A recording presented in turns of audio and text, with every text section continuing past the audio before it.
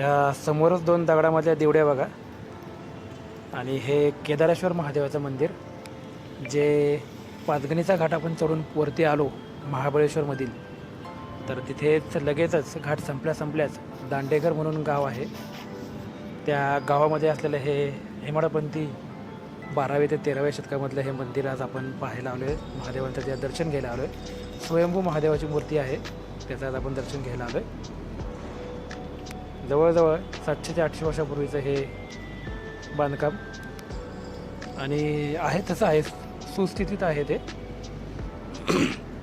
मंदिराच्या समोरच बापूजी बुवाचं आणि गणपती बाप्पाचं छोटंसे हे दोन मंदिर आहेत.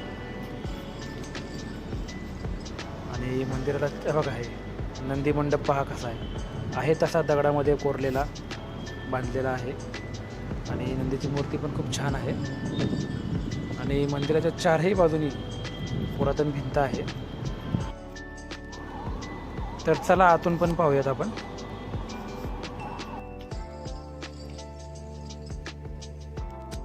किती सुंदर मूर्ती आहे पहा नंदीची दगडातली. आणि मला सांगितल्याप्रमाणे पुरातन मंदिर आहे. तर आतमध्ये सुद्धा त्याच्या हे पहा हे कोरीव खांब आहेत आतमध्ये मंदिराच्या.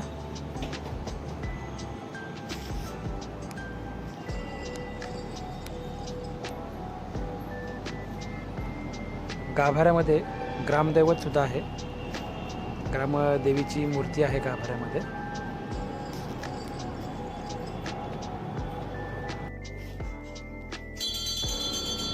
केदारेश्वराची स्वयंभू अशी ही पिंड आहे. आणि त्या पिंडीमधनं खालनं 12ही महिने पाणी असतं. त्या पिंडीमधच्या खालनं बाहेर पडतं ते. आणि बरोबर मंदिराच्या मागच्या साईडला ती जलपर्णी आहे, त्याच्यामध्ये जातं ते.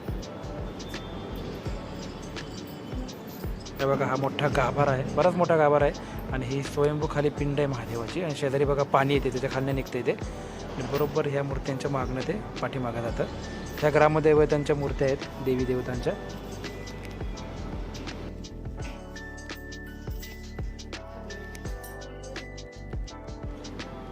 मंदिराच्या बाहेर आलो आहे आपण आता.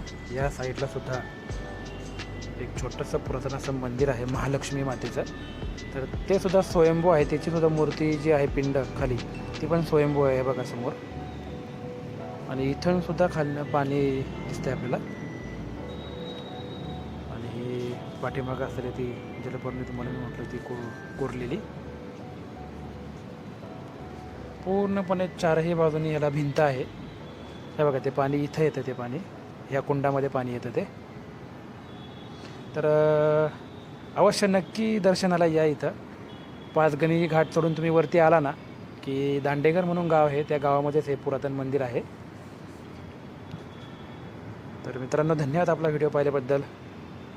जय शिवराय. व्हिडिओ कसा वाटला मला नक्की सांगा कमेंटमध्ये. धन्यवाद.